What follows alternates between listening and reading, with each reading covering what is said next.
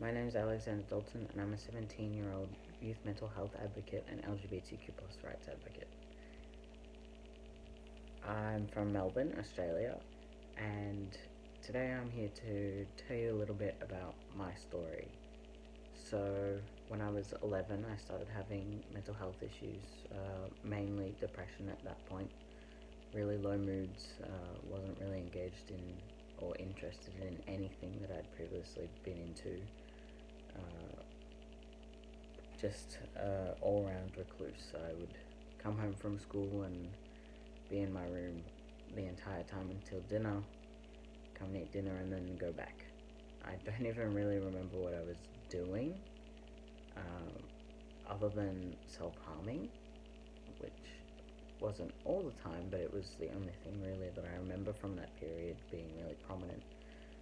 And yeah, like, there was no real rhyme or reason to it at the time. I mean, being 11, it was really, really hard to identify a cause for that. So it was just sort of going through the motions and not really knowing what exactly was going on. And as that progressed and I went to high school, which I was 13 at the time, things started to get worse with anxiety, um, as I moved into a different school and started to get really anxious about public speaking and stuff that I hadn't really been nervous about before. Like in primary school, I was totally fine with getting up on stage and delivering a speech or even singing a song, which I still wouldn't do now. But yeah, high school just really changed everything for that for some really unknown reason, and I couldn't even stand up in front of the class and give a 2 minute speech, and I broke down into tears, and that sort of, and I was like, okay, something's not right here either. And I started seeking counselling through a couple of different options: school counselling, outside services, and nothing. It was helping because I was suicidal at the time, and it was definitely helping in that sense, and I was surviving and existing and getting through, but it was really difficult to sort of recover as well. It was just a period of, I'm here and I'm okay and I'm getting through, but I'm not really living or enjoying anything that I'm doing, and I'm not having the best time that I could be and should be. I mean, I'm like 11 to 15 almost, and I'm just not enjoying life and not experiencing childhood in the way that I should. And then in around that 13 to 15 age range, I came out as transgender, which basically means that I was born female but now identify and present as male. And that was a really interesting time because I had identified why I felt the way that I did and where my depression and most probably anxiety stemmed from, but I couldn't necessarily do anything about it. And it was actually a worse period for about a year and a half, from about 13 and a half to 15, where my parents were not as accepting.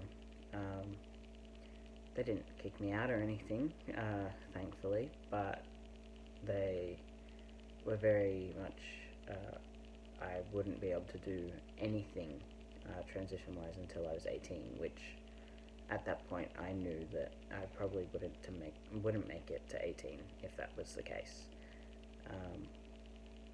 So it was a very confusing period in that sense, and not really knowing what to do and how to handle that. That's where counselling definitely played a bigger role, and then seeking a gender affirming service through healthcare provider was another life changing sort of experience. and my parents eventually came around, and they're very much on board now, and we're all good. But yeah, it definitely an interesting time, and if I wasn't as resilient as I had grown to be, I definitely don't think that I would be here talking to you today. But also, um,